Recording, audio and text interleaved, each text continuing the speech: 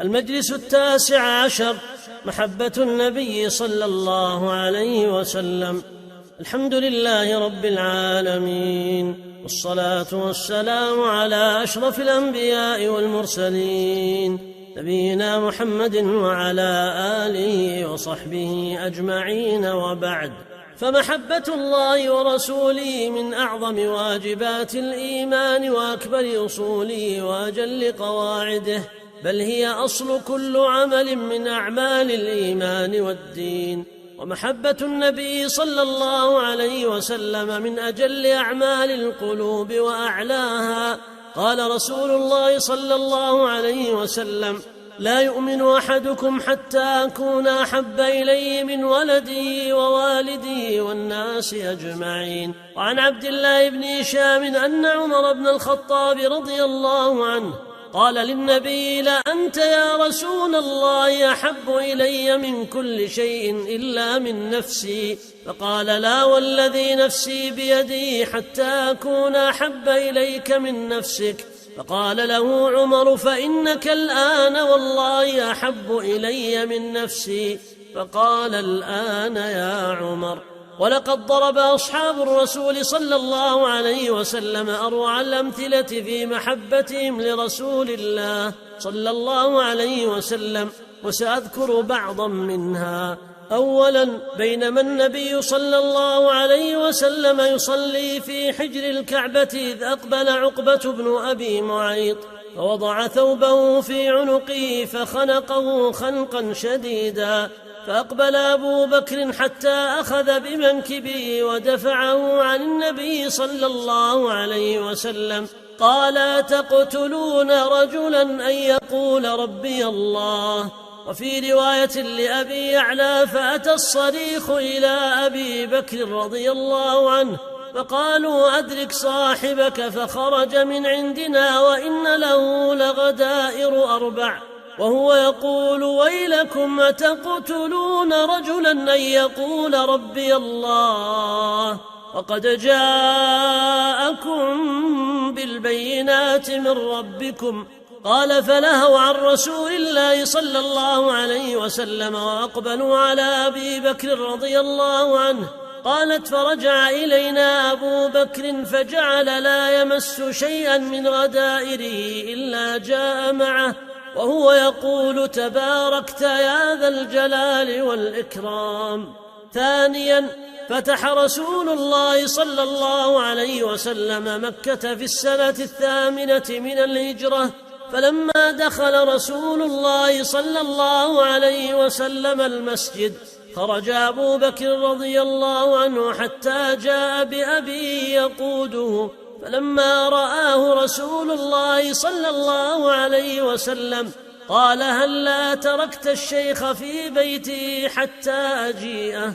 فقال: يمشي هو إليك يا رسول الله، أحق من أن تمشي إليه. فأجلسه بين يديه ثم مسح رسول الله صلى الله عليه وسلم صدره وقال: أسلم تسلم، فأسلم. وروي أن أبا بكر لما بايع أباه رسول الله صلى الله عليه وسلم على الإسلام بكى، فقال النبي صلى الله عليه وسلم: ما يبكيك يا أبا بكر؟ قال: وددت أنها يد أبي طالب لتقر عينك. ثالثا، خرج رسول الله صلى الله عليه وسلم مع أصحابه رضي الله عنهم لفتح مكة، فلما قربوا منها لقي العباس أبا سفيان فقدم به لخيمة رسول الله صلى الله عليه وسلم ليستأمن لأهل مكة. فلما رآهم عمر بن الخطاب رضي الله عنه أسرع إلى رسول الله صلى الله عليه وسلم، ولما دخلوا جميعا خيمة رسول الله صلى الله عليه وسلم قال عمر بن الخطاب: يا رسول الله، هذا أبو سفيان فدعني أضرب عنقه.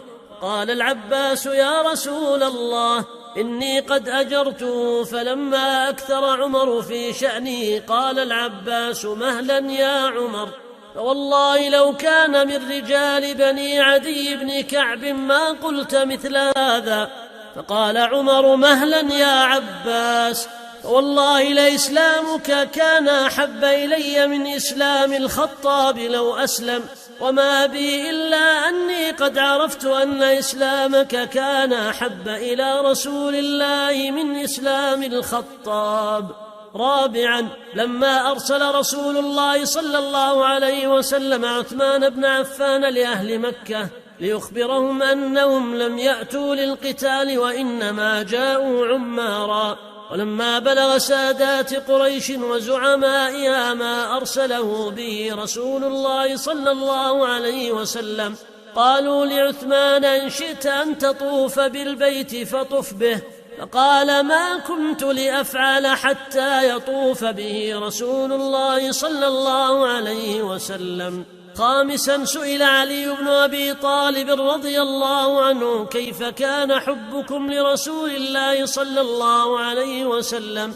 قال: كان والله أحب إلينا من أموالنا وأولادنا وآبائنا وأمهاتنا ومن الماء البارد على الظمأ. سادسا، عن ربيعة بن كعب الأسلمي رضي الله عنه قال: كنت أبيت مع رسول الله صلى الله عليه وسلم فأتيته بوضوئه وحاجته فقال لي: سل.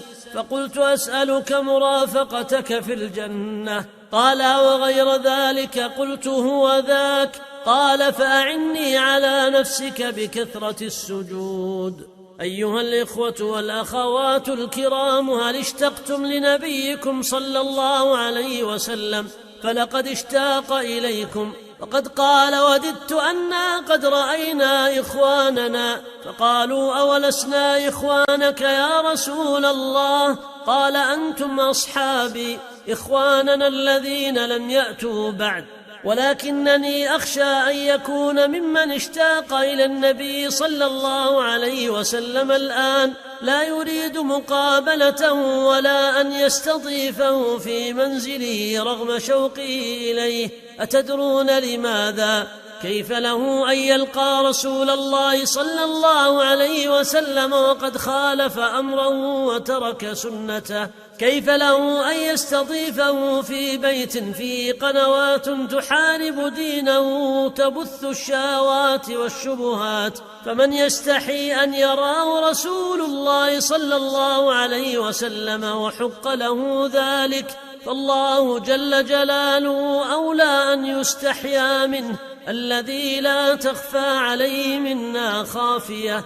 إن اتباع النبي صلى الله عليه وسلم ظاهرا وباطنا وعنوان محبته عليه الصلاة والسلام، فبقدر اتباعه تكون محبته، وبقدر التقصير في ذلك إما جفاء أو غلوا يكون قدر التفريط في محبته. قال تعالى: قل إن كنتم تحبون الله فاتبعوني يحببكم الله. وصلى الله وسلم على نبينا محمد وعلى آله وصحبه أجمعين.